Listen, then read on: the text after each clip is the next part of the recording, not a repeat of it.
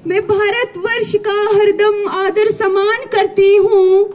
मैं भारतवर्ष का हरदम आदर सम्मान करती हूँ। यहाँ की चांदनी मिट्टी का ही गुणगान करती हूँ। मुझे चिंता नहीं स्वर्ग जाकर मोक्ष पाने की, क्योंकि तिरंगा हो कफन मेरा, यही अरमान रखती हूँ। सदर फहमो इदराक, जीविकार, रौनक बज़्म, दानिश्वर और जी शऊर साथियों, अस्सलाम वालेकुम व आदाब। मैं आज जिस हस्ती के नुक्ताए नजर पर रोशनी डालने जा रही हूँ, वो शख्सियत मेरी या किसी भी शख्स के तारुफ के मोहताज नहीं है। वो शख्स पूरी दुनिया में रोज़े रोशन की तरह आया है, जिनके बारे में मार्टिन लूथर ने कहा कि गांधी उसके लिए एक रहनुमाई की रोशनी थी। मैं सलाम करती हूँ उस शख्सियत को जिसको हम फादर ऑफ द नेशन यानी बाबा ए कौम के लक़ब से जानते हैं। जी हाँ, मैं बात कर रही हूँ हमारे मुल्क की एक अजीम शख्सियत महात्मा गांधी की। गांधी के नुक्ताए नजर के सबसे अहम तस्वुरात अहिंसा, अदम तशद्दुद यानी नॉन वायलेंस है। अदम तशद्दुद या अहिंसा में से मुराद बुनियादी तौर पर कोई भी सियासी समाजी तब्दीली लाने में पुरअमन ज़राए इस्तेमाल करना। 2 अक्टूबर को गांधी की पैदाइश हुई, पूरी दुनिया में 2 अक्टूबर को गांधी की पैदाइश हुई। उस दिन को ना सिर्फ गांधी जयंती के तौर पर बल्कि पूरी दुनिया में अदम तशद्दुद का आलमी दिन मनाया जाता है। गांधी के मुताबिक अहिंसा का मतलब मोहब्बत है। दुनिया के सारे मज़ाहिब में अहिंसा को एक आला फर्ज समझा जाता है।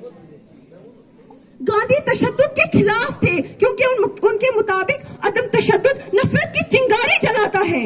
गांधी के नजदीक तशद्दुद या अहिंसा का मुर्तकिब यानी तशद्दुद करने वाला एक मुजरिम है और तशद्दुद कमजोर लोग हथियार है।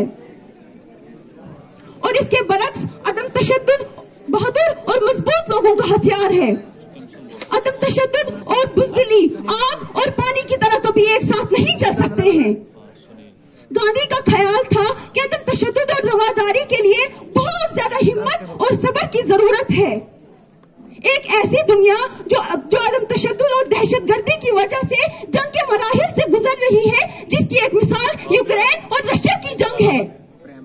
ऐसे दिनों में अदम तशद्दुद के गांधीयाई नजरिए की अहम जरूरत है, तभी हिंदुस्तान में अमन और चैन बरकरार हो सकता है। गांधी जी ने कहा है कि अहिंसा के बगैर सच की खोज और तलाश करना मुमकिन नहीं है। अहिंसा और सच्चाई इस तरह एक दूसरे से जुड़े हैं कि उनको अलग करना अमली तौर पर नामुमकिन है। गांधी जी इस बात पर यकीन रखते थे कि सच्चाई और नफैल दोनों से मजबूती जाहिर होनी चाहिए। यानी अगर गांधी जी, उनका कहना था कि अगर कोई अपने आप को पहचानना चाहता है, यानी अगर कोई अपने आप को सच की तलाश करना चाहता है, तो ऐसे बर्ताव करे कि दूसरे अपने आप को मुकम्मल तौर पर अपने आप को महफूज समझें। आज जरा हम अपने अपने किरदार और अपने अपने गिरबान में झांक कर तो देखें, क्या हमारे आसपास गुजरता हुआ शख्स, हमारी बहन बेटी, हमारे समाज में रहने वाले लोग हमसे कितने महफूज हैं। आजादी की जदोजहद के दौरान गांधी ने सत्याग्रह के दुनिया को जज्बे के सामने पेश किया। सत्याग्रह का मतलब है सच्चाई से लगन, सच्चाई पर साबित कदम रखना और उसकी मजम्मत करना है। हमारे सामने तारीख की ऐसी कई मिसालें हैं जिनसे हमें पता चलता है कि गांधी ने अपनी जिंदगी के सियासी सफर और अदम तशद्दुद के अमल की कितनी सख्ती से पैरवी की है। उनमें से एक मिसाल नॉन कोऑपरेशन मूवमेंट की विड्रॉल है, जिसका आप सबको खूब इल्म होगा। गांधी की सरपरस्ती में हमें आजादी जैसा तोहफा मिला, लेकिन उनके नजरियात ने हिंदुस्तान के साथ साथ दुनिया को आज भी इतने सालों बाद रोशन किया। एक साफ सुथरे हिंदुस्तान के लिए हमें करप्शन, आपसी भेदभाव जैसी गंदगी से पाक माशरे की जरूरत है, जिसमें शफाफियत और पाकीज़गी हो। और ये पाकीज़गी और शफाफियत तब आएगी जब हमारे मुल्क के एक एक फर्द, नागरिक और ऑफिसर के जहन में सच्चाई और अमन को फरोग देने की सोच हो, जिसकी आज हमारे मुल्क के साथ साथ पूरी दुनिया में अहम जरूरत है। आखिर में मैं अपनी तकरीर का इख्तिताम उन सुनहरे अल्फाज से करना चाहूंगी। सदाकत का शराफत का हमें रास्ता बताया था, सदाकत का शराफत का हमें रास्ता बताया था, दिखाई राह वो हमको जो गौतम ने दिखाई थी, बताई बात वो फिर से जो ईसा ने बताई थी।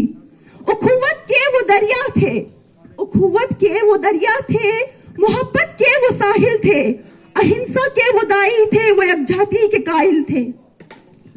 वतन के आसमां